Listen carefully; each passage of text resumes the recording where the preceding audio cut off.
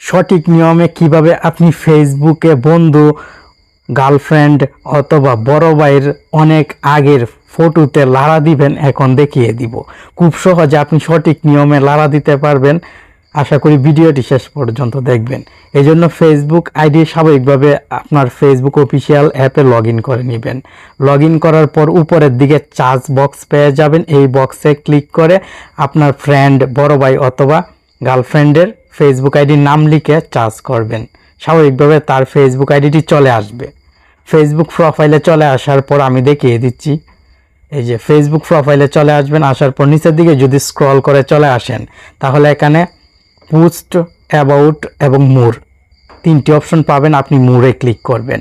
Timeline থেকে যদি অনেক আগের ফটো লাড়া দিতে চান আপনার কষ্ট হবে, তাই মোরে ক্লিক করে এখান থেকে ফটোসে ক্লিক করবেন।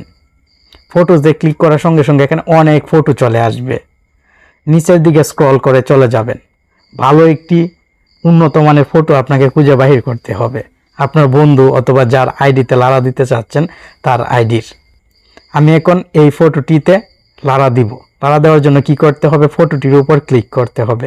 ক্লিক করার পর নিচের দিকে যদি লক্ষ্য করেন তাহলে কমেন্টের একটি বক্স দেখতে পাবেন।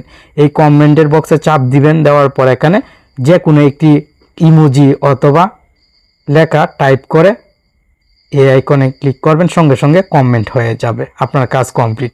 আমি কিন্তু উল্টা একটু ফটোতে লাইক করে দিলাম। এই ফটোটি এখন সবার টাইমলাইনে চলে যাবে আর সবাই মজা নিতে পারবে।